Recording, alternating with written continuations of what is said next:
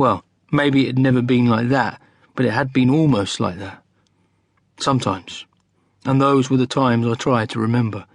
But somehow the sweetness always soured. One time we went to the market.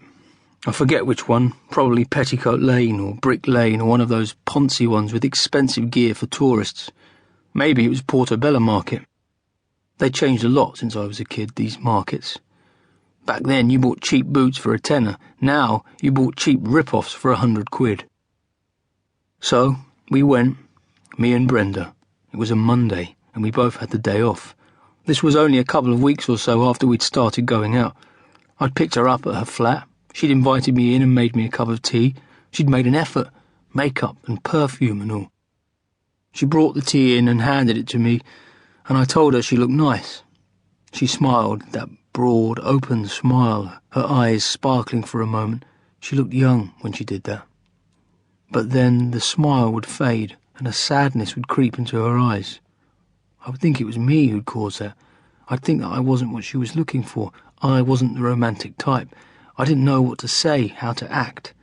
So I'd always be expecting her to tell me it was over. But just when I'd think that, she'd smile at me and take my arm and push herself close to me, and I'd start to think that maybe I had a chance after all. The market was busy. It was summer and hot, and there were tourists and locals squeezed along the road, between stalls that sold cloth and handbags and leather jackets that smelled warm in the warm air. Brenda tottered along on her high heels, picking things up and showing them to me and saying stuff like, "What do you think, Joe? Does it make me look sexy?" I could never tell if she was making fun of me. I didn't much care if she was. She had that spark in her eyes. She was enjoying herself. That was all I cared about.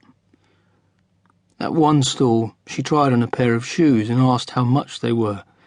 The bloke said he'd let her have them for 50. She put them back. "I'll think about it," she said. Finally, she brought some makeup stuff, beauty cream, that kind of thing. But then something happened to her. She froze, and I looked at her and saw that her gaze was on something in the distance. I looked but could only see a crowd of people.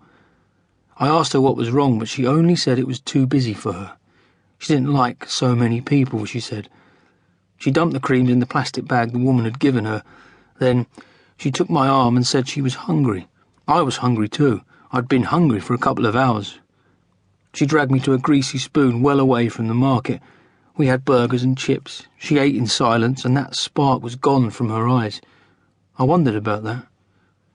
When we were having coffee, she opened the bag of stuff she'd bought and fished through it all and then put the bag down on the floor.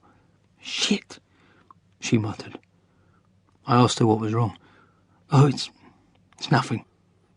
"What?" She sighed. "I'm annoyed with myself, with this lot, this junk." "Why'd you buy it?" "I don't know. Retail therapy, I suppose. Only I can't afford to really treat myself, so I buy this crap, when what I really want is something really nice." She looked at me, waiting, so it seemed. Then she went back to drinking her coffee, and I went back to drinking mine, thinking there was something she was waiting for me to say, not knowing what it was. I felt a fool around her sometimes. I felt old and ugly and stupid. Usually I didn't care about all that, but with her.